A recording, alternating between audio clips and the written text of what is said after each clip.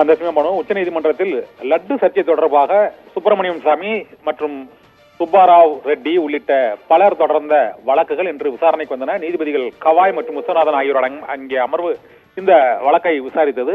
அப்போது லட்டு விவகாரத்தில் கலப்படம் செய்யப்பட்டது உறுதியானால் அந்த உறுதி தொடர்பாக சிறப்பு விசாரணை குழு அறிக்கை அளிப்பதற்கு முன்பே முதலமைச்சர் சந்திரபாபு நாயுடு அதை ஏன் வெளிப்படுத்தினார்? பொதுவெளியில் லட்டில் கொழுப்பு, மீன் எண்ணெய் உள்ளிட்டவை கலந்தது தொடர்பாக ஏன் பேட்டி அளித்தார் என்று சரமாரியான கேள்விகளை எழுப்பி ஆந்திர முதலமைச்சர் சந்திரபாபு நாயுடுவுக்கு கடும் கண்டனத்தை தெரிவித்திருக்கிறது.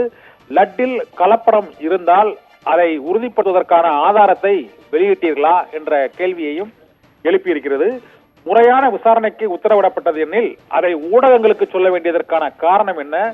லட்டு சர்ச்சையை அரசியலாக்கியது தவறு என்றும் ஒரு உணவுப் பொருளில் கலப்படம் இருந்தால் கலப்படத்தை கண்டுபிடித்து அதை தீர்ப்பதற்கான வழிவகைகளைத்தான் அரசு மேற்கொள்ள வேண்டும் என்றும் அதில் முந்தைய அரசுகளையும் அதில் அரசியல் கருத்துக்களையும் தெரிவித்தது, பொதுவெளியில் தெரிவித்தது ஏற்றுக்கொள்ள இயலாது என்றும் லட்டில் கலப்பட நெய் கலக்கப்பட்டிருந்தால் அதற்கான ஆதாரங்களை வெளியிட்டு அதன் பின்னர் மக்களுக்கு அறிவுறுத்தி இருக்க வேண்டும் என்றும் கலப்படம் செய்தவர்கள் மீது நடவடிக்கை எடுக்க வேண்டும் என்றும் எதுவும் செய்யாமல் லட்டில் கலப்படம் செய்தது, கலப்பட நெய் கலக்கப்பட்டிருக்கிறது, அதனால் அதில் மாட்டு கொழுப்பு மற்றும் மீன் எண்ணெய் உள்ளிட்டவை கலந்ததாக செய்தியாளர்களுக்கு பொதுவெளியில் தெரிவித்தது ஏன் என்றும் சிறப்பு விசாரணை குழுவின் அறிக்கை வெளிவருவதற்கு முன்பாக சோதனை அறிக்கையும் வெளியாவதற்கு முன்பாகவே இந்த தகவல்களை பொதுவெளியில் பேசியதை ஏற்றுக்கொள்ள இயலாது என்றும் உச்சநீதிமன்ற நீதிபதிகள் கவாய் மற்றும் விஸ்வநாதன் ஆகியோர் அடங்கிய அமர்வு ஆந்திர முதலமைச்சர் சந்திரபாபு நாயுடுவுக்கு கடுமையான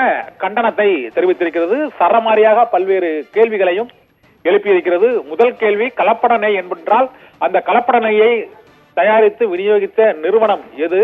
என்ன கலப்படம் செய்யப்பட்டது? ஏன் அதில் கலப்படம் இருக்கிறது என்பதை முன்கூட்டியே வெளியிட்டது?